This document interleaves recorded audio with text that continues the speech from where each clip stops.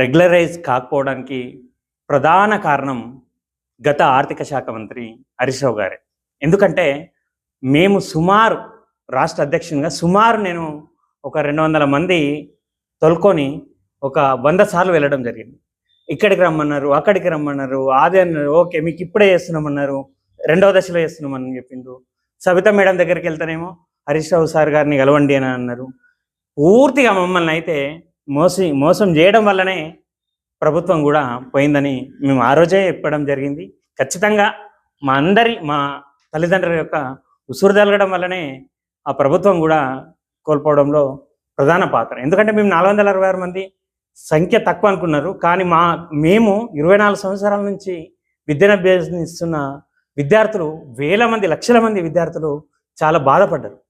వారి ఓట్లను అంచనా వేయకుండా వారు ఈరోజు ఈ స్థితిలో ఉండడం జరిగింది. కాకుంటే మాకైతే ఎన్నోసార్లు మోసం చేసింది. నేను హరీష్ రావు గారితో దిగిన ఫోటోలు సుమారు ఒక 200 నుంచి 300 ఫోటోలు ఉంటాయి.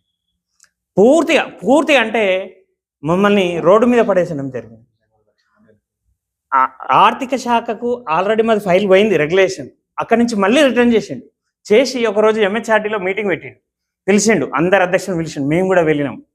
మీరు వాళ్ళ దగ్గరికి ఎందుకు వెళ్తారు, వీళ్ళ దగ్గరికి వెళ్ళి అంటే అదే పార్టీలో ఉన్న వేరే ఎమ్మెల్సీ కానీ మంత్రుల దగ్గరికి వెళ్తే అట్లెట్లా వెళ్తారు, అసలు నేను చేస్తా అని చెప్పినా కదా అని ఆయన కళ్ళలోనే మాకు ఏర్పడుతుంది.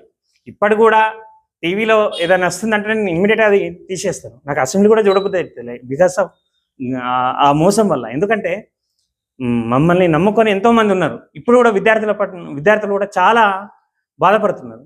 కావున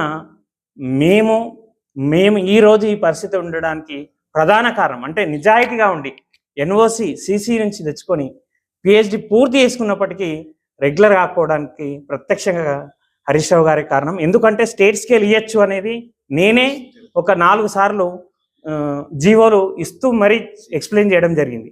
CKM college, CNM college, KNM college వాళ్ళకి ఎలాంటి నెట్ సెట్ పిహెచ్డి లేకున్నా రెగ్యులర్ చేయడం జరిగింది.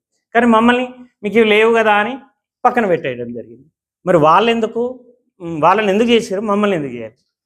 మళ్ళీ ఇంటర్మీడియట్లో చాలా అవకతవకలు ఉన్నాయి, అయినా వాళ్ళందరినీ చేశారు. కానీ మా డిగ్రీలో మాత్రం 60% మందిని రెగ్యులరైజ్ చేయకపోవడానికి ఖచ్చితంగా హరీష్ రావు గారే కారణం.